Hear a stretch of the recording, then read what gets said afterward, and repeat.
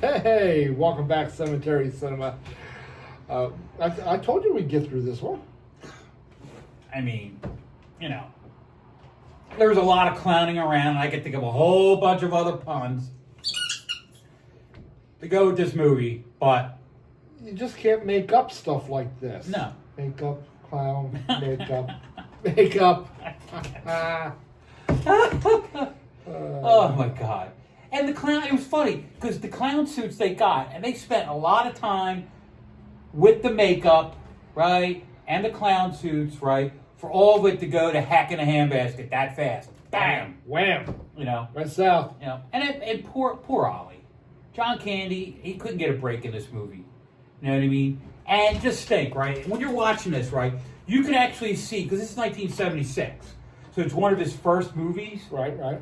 You can actually sort of see, like, shades of what he became. Yeah. You know what I mean? He had a lot of, it was kind of a serious role in some bits, but then his body language and comedic humor came out a lot. That part I like. That saved the movie for me. Yeah, well, it's good to see the evolution of the actor John Candy. Oh, God. It really is, because you watch this movie and he plays it like a sympathetic character, and there wasn't a lot of humor in it. He's constantly picked on. But then say, fast forward to the ends of Planes, Trains, and Automobiles. Yeah. Where Steve Martin is so glad to be home, and he is so angry at John Candy, and he just got done going off on him and yelling at him, and then John Candy this is the true genius of John Candy. Mm-hmm. He just turns it around. He's no longer a clown, and he explains that he lost his wife. He has no home to go to. All he has is a salesperson job. He went from being the clown for most of the movie to being sympathetic, a human. The man was a genius. Yeah. He just really was. He could turn that. He could turn that from happy to the sad clown, and totally believable. Yeah, and he in Planes, Trains, and Automobiles, right? I have a friend, and it's funny how it's evolved into being like a Thanksgiving movie. Yeah. A lot of my friends watch it every Thanksgiving, and it's like a family tradition. They don't go out on Wednesday night anymore. They all get together and they watch that. Trains, right? Yeah. Right. And it's just funny how that movie, which did really good at the box office, right, has gone to being like a classic that everybody watches on Thanksgiving.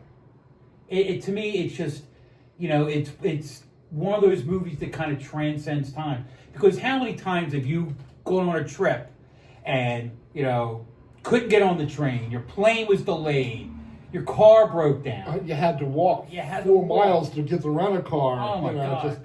And just walking from one end of the airport to the other. Or you're trying to find a room and there's the only place is like a flea bag hotel with only one bed. Yeah. Yeah. But John Candy, he made this movie, So what are you giving it? Being that John Candy's in it, and that we got to see him at the early part of his career, I'm giving it a 3. It was a good history lesson. Yeah, and that's what I gave it to. I gave it 3.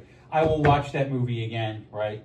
And I would watch it again, but just to see Candy in exactly, because the other schmucks in there. You've got mail. We got mail. All right. This is from Really? Ronnie McDonald? Really? Ronnie McDonald. Right? You couldn't come up with anything better than that? That's your name, Ronnie McDonald? Now watch, it's probably really his name. It probably is really his name. He probably got beat up a lot when he was a kid. Picked on, and now he's a serial killer. Yeah, and he's going to be looking for us because you made fun of him. Great, I can see it now. Yeah. The Clown Murder Cemetery Cinema. Next week on Cemetery. All right, so what was your favorite John Candy movie? Oh, wow. There were so many to choose from. And I'm just going to go with Uncle Buck. Uncle Buck? I'm going to go with Uncle Buck. All right. I have 2, right? But my favorite is Stripes. Okay. He even though Bill Murray, right, was the star, he was like the secondary one that kind of kept things moving. Right. And just his background humor, right, was fantastic in that. So like again, the mud wrestling, which was great. You know what I mean?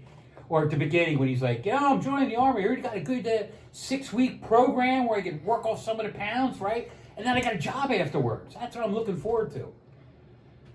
And then Sarge was like, "Okay, big boy."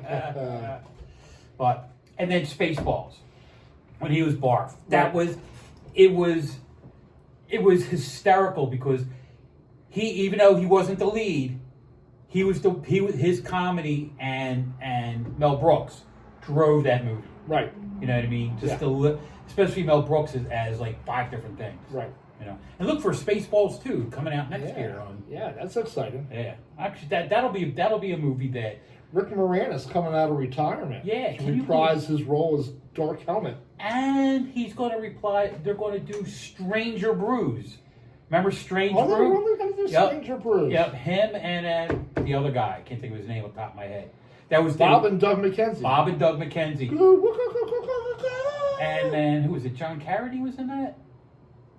I don't remember. Oh God, It's been many years since I've seen that one. I'll have to turn that on. But they're doing Stranger Brews. It's called. Can't wait for that. That'll be fantastic. All right. So